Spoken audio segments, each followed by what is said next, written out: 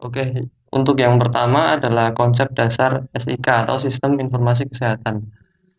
Sistem informasi kesehatan adalah integrasi antara perangkat dan juga prosedur yang berguna untuk mengelola siklus informasi yang secara sistematis. Nanti di dalamnya terdapat input atau pengumpulan data, baik itu secara masif ataupun pasif, dan kemudian ada output atau umpan balik informasi. Kemudian untuk mendukung pelaksanaan informasi kesehatan yang terpadu dan juga cepat, lebih baik ya, yang menyeluruh dalam rangka meningkatkan pelayanan kesehatan kepada masyarakat. Yang selanjutnya adalah peran sistem informasi kesehatan. Yang pertama, pelaksanaan pelayanan kesehatan seperti administrasi rumah sakit. Yang selanjutnya, produk medis, vaksin, dan teknologi. Contohnya obat-obatan, vaksin COVID, dan USG untuk teknologi kesehatan. Yang selanjutnya, tenaga medis seperti dokter, perawat, dan apoteker. Selanjutnya, sistem pembiayaan kesehatan seperti BPJS dan Kartu Indonesia Sehat. Yang selanjutnya, sistem informasi kesehatan. Contohnya adalah Halodoc, dan yang terakhir kepemimpinan dan pemerintah. Seperti instansi pemerintah yang bergerak dalam bidang kesehatan seperti Kimia Farma dan Bio Farma. Kemudian sistem informasi kesehatan. Sistem informasi kesehatan di Indonesia telah mengalami 3 pembagian masa sebagai berikut. Yang pertama, era manual terjadi sebelum tahun 2005. Aliran data terfragmentasi. Aliran data dari sumber data atau fasilitas kesehatan ke pusat melalui berbagai jalan. Data dan informasi dikelola dan disimpan oleh masing-masing unit di Departemen Kesehatan. Sering terjadi duplikasi dalam pengumpulan data, validitas diragukan, dan juga data sulit diakses. Yang kedua, era transisi terjadi pada tahun 2005 sampai 2011. Komunikasi data sudah mulai terintegrasi, sebagian besar data agregat dan sebagian kecil data individual. Sebagian data sudah terkomputerisasi dan sebagian masih manual. Dan juga keamanan dan kerahasiaan data kurang terjamin.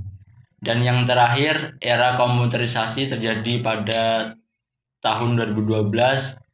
Pemanfaatan data menjadi satu pintu atau terintegrasi. Data dari unit pelayanan kesehatan langsung diunggah atau diupload ke bank data di pusat eHealth. Penerapan teknologi mHealth di mana data dapat langsung diunggah ke bank data.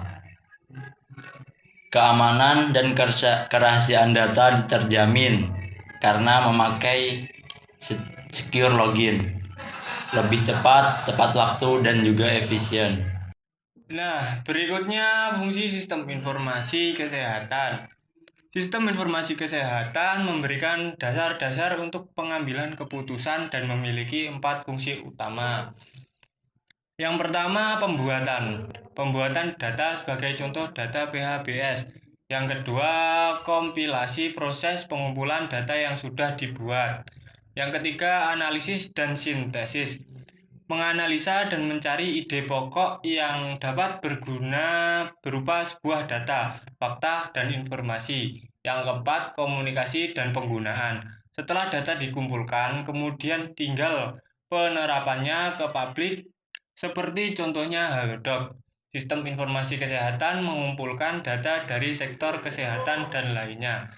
Sektor terkait menganalisis data dan memastikan kualitas dan relevansinya secara keseluruhan dan ketepatan waktu, dan mengubah data menjadi informasi untuk pengambilan keputusan terkait kesehatan. Untuk yang terakhir, yaitu kendala sistem informasi kesehatan.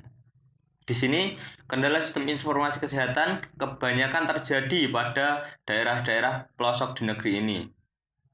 Contohnya dalam penanganan rumah sakit di pelosok-pelosok negeri, banyak SDM tenaga kesehatan yang sudah lanjut usia itu tidak bisa menggunakan aplikasi atau sistem untuk pendaftaran pasien dan mereka masih bingung. Mungkin untuk kedepannya lebih sosialisasi dalam penggunaan aplikasi tersebut mungkin harus lebih merata, dan juga untuk pembuatan aplikasi kedepannya mungkin harus melakukan survei terlebih dahulu terhadap SDM setempat.